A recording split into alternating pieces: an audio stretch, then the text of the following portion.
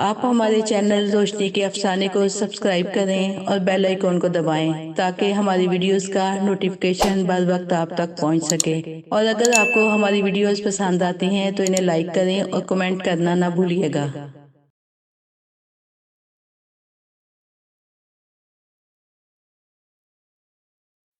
بسم اللہ الرحمن الرحیم۔ نبی خدا حضرت ابراہیم علیہ السلام اعلیٰ درجے کے مہمان نواز تھے۔ مہمان نوازی اور ضیافت میں کوئی بھی آپ کا ثانی نہیں تھا۔ آپ اکیلے کھانا کھانے کے عادی نہیں تھے۔ اگر ان کے ہاں کوئی مہمان نہ آتا تو آپ خود راستوں چوراہوں پر کھڑے ہو جاتے تھے اور مسافروں کو کھانا کھانے کی دعوت دیتے تھے۔ الغرض مہمان کو ڈھونڈ کر لاتے اور اس کی مہمان نوازی کرتے۔ کچھ لوگ تو مہمانوں سے گھبراتے ہیں کہ یہ کہاں سے آ گیا، میرے پاس تو تھوڑا سا کھانا ہے، یہ سب کھا جائے گا۔ مگر یہ بات یاد رکھیں، مہمان آتا ہے تو اپنا نصیب لے کر آتا ہے، جب جاتا ہے تو آپ کی مغفرت کروا کر جاتا ہے۔ ہمیں مہمانوں سے نہیں گھبرانا چاہیے، مہمانوں کے لیے دل کشادہ رکھیں۔ یہ میرے نبی علیہ السلام کی سنت بھی ہے، تمام انبیاء کی سنت ہے۔ جو کھانا مہمانوں کے ساتھ تناول کیا جاتا ہے، روز قیامت اس کھانے کا حساب و کتاب نہیں ہوگا۔ اس سے بڑھ کر اور کیا فضیلت کی بات ہو سکتی ہے۔ ایک مرتبہ حضرت ابراہیم علیہ السلام مہمان کی تلاش میں ایک شاہراہ پر گئے۔ وہاں انہیں ایک ایسا مہمان ملا جو کافر تھا۔ آپ نے اسے کھانا کھانے کی دعوت دی۔ اس مہمان نے آپ کی دعوت قبول کر لی۔ آپ اسے اپنے مہمان خانہ لے آئے اور اس کے ہاتھ دھلائے اور پھر اس کے سامنے کھانا رکھ دیا۔ آنے والے مہمان نے جیسے ہی لقمہ توڑنے کے لیے ہاتھ بڑھایا تو آپ نے اس سے فرمایا، اے دوست، کھانا شروع کرنے سے پہلے بسم اللہ الرحمن الرحیم پڑھو۔ مہمان جو کہ کافر تھا، اس نے کہا کہ میں کسی رب کو نہیں مانتا، میں کسی کا نام لے کر کھانے کی ابتدا کرنے کا قائل نہیں ہوں۔ حضرت ابراہیم علیہ السلام نے بڑا اصرار کیا کہ پہلے بسم اللہ الرحمن الرحیم پڑھ، لیکن مہمان اپنی ضد پر قائم رہا۔ حضرت ابراہیم علیہ السلام نے مہمان سے کہا، تم یہاں سے چلے جاؤ، ہمارے پاس تمہارے لیے کوئی کھانا نہیں ہے۔ مہمان اٹھ کر وہاں سے چلا گیا۔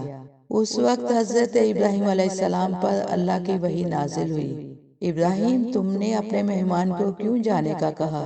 یہ پہلے دن سے ہی ہمارا منکر ہے، مگر ہم اسے 70 سال سے مسلسل رزق دے رہے ہیں۔ تمہارے دروازے پر تو آج پہلی مرتبہ آیا ہے، مگر تم نے اسے دھتکار دیا۔ حضرت ابراہیم علیہ السلام کو اپنے اس عمل پر شدید ندامت محسوس ہوئی۔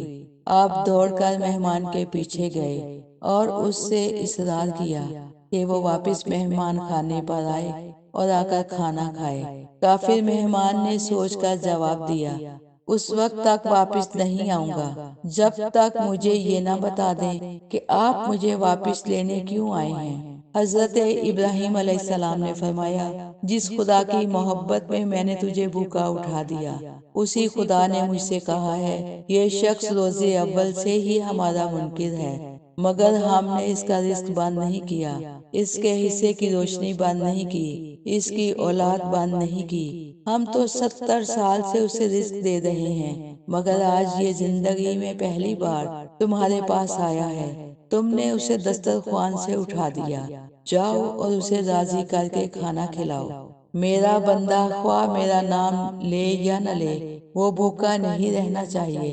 اگر نبی کے دروازے سے کوئی بھوکا چلا گیا تو یہ بات ہماری شان رضاکی کے خلاف ہے۔ جب کافر مہمان نے یہ بات سنی تو شرمندگی سے اس کی گردن جھک گئی، اس کی آنکھوں میں آنسو آ گئے اور کہنے لگا کہ میں بھی کتنا نالائق ہوں کہ اتنے عرصے تک اتنے مہربان خدا سے غافل رہا۔ اس کے بعد وہ شخص کلمہ پڑھ کر مسلمان ہو گیا۔ کچھ عرصہ کے بعد اس کا شمار صالحین میں ہونے لگا۔ معزز سامعین، اللہ رب العزت اپنے بندوں پر کتنا مہربان ہے۔ جو بندے اسے مانتے ہیں ان پر بھی کرم کرتا ہے، لیکن جو نہیں مانتے ان پر بھی کتنا کرم فرماتا ہے۔ دنیا میں کوئی ایسی مثال نظر نہیں آتی کہ کوئی شخص کہیں پر ملازمت کرتا ہو اور وہ اپنے مالک کی بات نہ مانے اور مالک اس کا اتنا خیال رکھے، لیکن اللہ رب العالمین کتنا رحیم ہے۔ وہ تو 70 ماؤں سے بھی زیادہ شفیق ہے، جتنا ایک ماں اپنے بچے سے محبت کرتی ہے، لیکن وہ رب العالمین اپنے بندوں سے ماں سے بھی 70 گنا زیادہ محبت کرتا ہے۔